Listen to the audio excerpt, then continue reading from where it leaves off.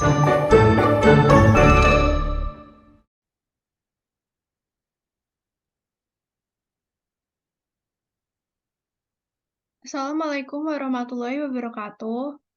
Di sini kami dari kelompok 9 Rombel 14 akan mempresentasikan analisis kasus kudeta militer di Myanmar. Yang pertama, perkenalkan, Yang pertama nama saya Reza Yuda Sakti dengan NIM belakang 713. Saya Gita Asmadening Rosadi dengan NIM belakang 717. Saya Evana Aura Maharani dengan NIM belakang 720. Saya Dinita Ardianti dengan NIM belakang 727. saya Rishan Putri Maharani dengan NIM belakang 742.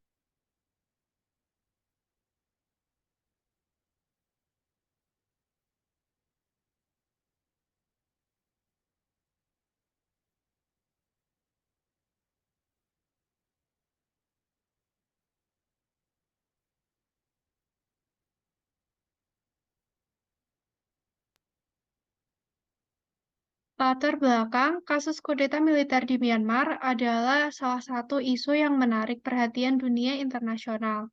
Kudeta ini terjadi pada tanggal 1 Februari tahun 2021 ketika militer Myanmar yang dikenal sebagai Tatmadaw mengambil alih kekuasaan dari pemerintah sipil yang dipimpin oleh Aung San Suu Kyi. Nah, pemimpin Partai Liga Nasional Demokrasi atau NLD yang memenangkan pemilu pada November 2020, militer menuduh adanya kecurangan dalam pemilu tersebut.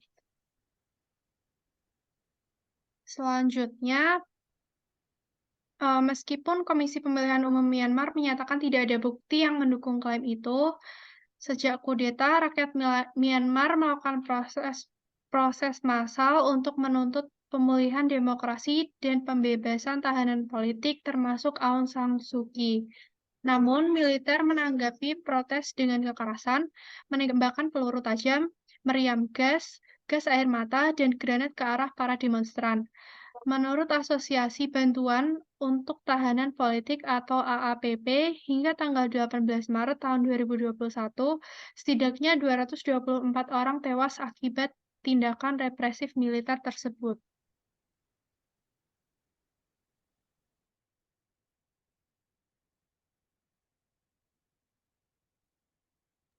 Kemudian sejarah pemerintahan militer di Myanmar. Myanmar adalah sebuah negara di Asia Tenggara yang merdeka dari Inggris pada tahun 1948 dan memiliki berbagai kelompok etnis dan agama. Pada tahun 1962, militer Myanmar menggulingkan pemerintahan sipil dan membentuk rezim otoriter yang berlangsung hingga tahun 1988 ketika terjadi pemberontakan rakyat yang menuntut demokrasi. Pada tahun 1990, partai oposisi yang dipimpin oleh Aung San Suu Kyi memenangkan pemilu, tetapi militer tidak mengakui hasilnya dan menahannya bersama para pemimpin lainnya. Pada tahun 2011, militer menyerahkan kekuasaan kepada pemerintah sipil yang melakukan beberapa reformasi, tetapi masih harus berbagi kekuasaan dengan militer yang terlibat dalam konflik dengan kelompok etnis Rohingya. Pada tahun 2020, partai oposisi kembali memenangkan pemilu, tetapi militer menuduh adanya kecurangan dan melakukan kudeta pada tahun 2021 yang menimbulkan protes dan kecaman dari rakyat dan dunia internasional. Next.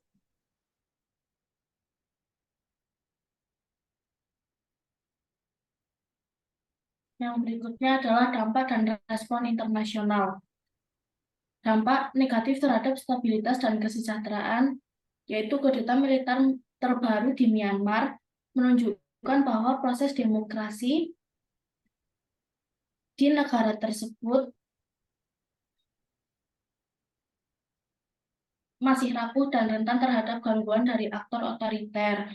Kudeta ini juga menimbulkan dampak negatif bagi stabilitas dan kesejahteraan Myanmar. Sanksi dari negara lain yaitu hubungan Myanmar dengan negara-negara tetangga dan dunia internasional. Beberapa negara seperti Amerika Serikat, Uni Eropa, Inggris, dan Kanada telah memberlakukan sanksi terhadap pejabat militer dan entitas yang terkait dengan kudeta. Namun negara-negara lain seperti China, Rusia, dan India lebih berhati-hati dalam menanggapi krisis di Myanmar karena memiliki kepentingan strategis dan ekonomis di negara itu. Di kawasan Asia Tenggara, negara-negara anggota ASEAN juga menghadapi tantangan untuk menyelesaikan masalah Myanmar karena harus menghormati prinsip non-intervensi yang menjadi landasan kerjasama regional. Next.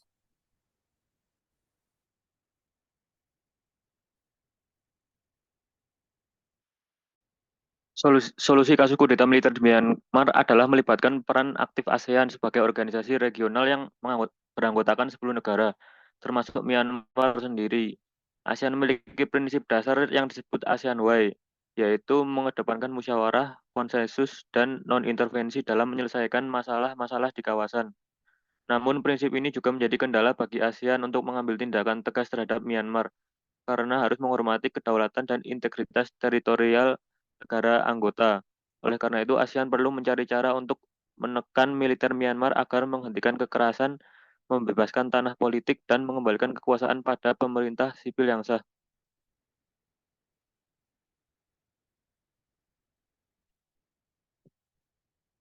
Langkah-langkah yang diambil ASEAN menggelar pertemuan khusus antara pemimpin negara anggota ASEAN dengan pihak militer dan pihak sipil Myanmar.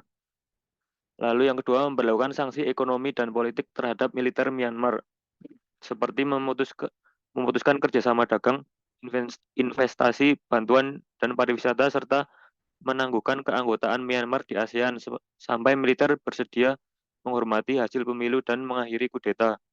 Lalu yang ketiga adalah memberikan bantuan kemanusiaan dan perlindungan kepada rakyat Myanmar, khususnya kelompok-kelompok yang rentan seperti etnis minoritas, perempuan, anak-anak, dan aktivis.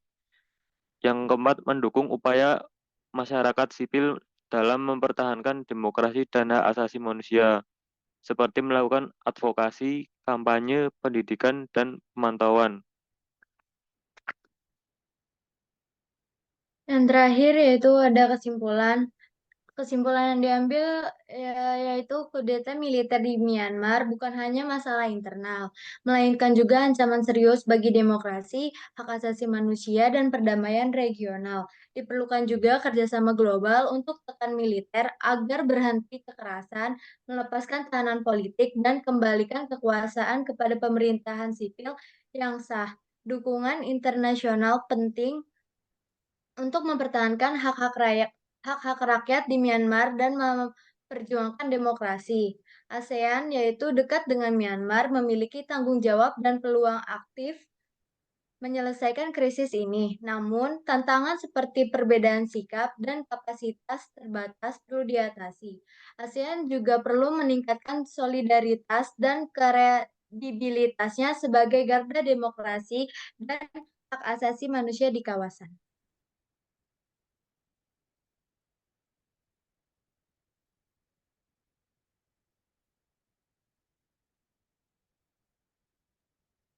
Nah, sekian presentasi yang dapat kelompok kami sampaikan.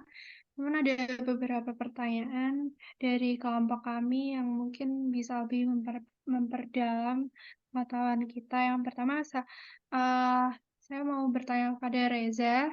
Pertanyaannya itu, apa dampak kudeta militer di Myanmar terhadap stabilitas politik dan keamanan di wilayah tersebut?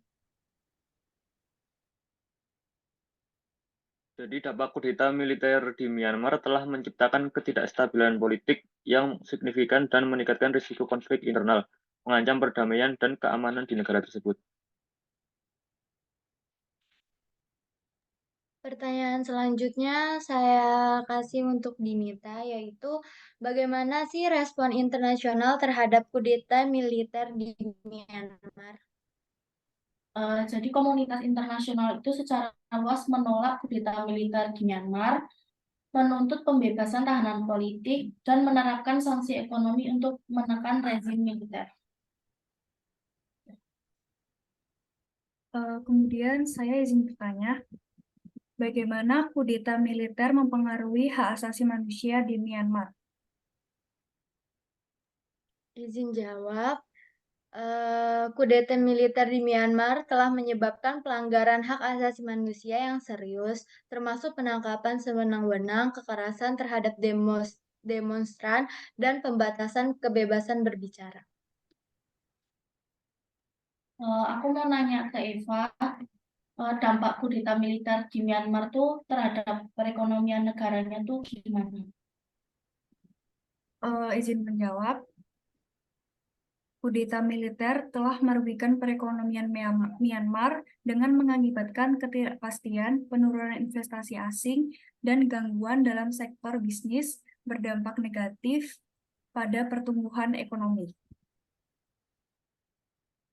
Izin bertanya, apa upaya diplomatik yang telah dilakukan untuk menanggapi kudeta militer di Myanmar?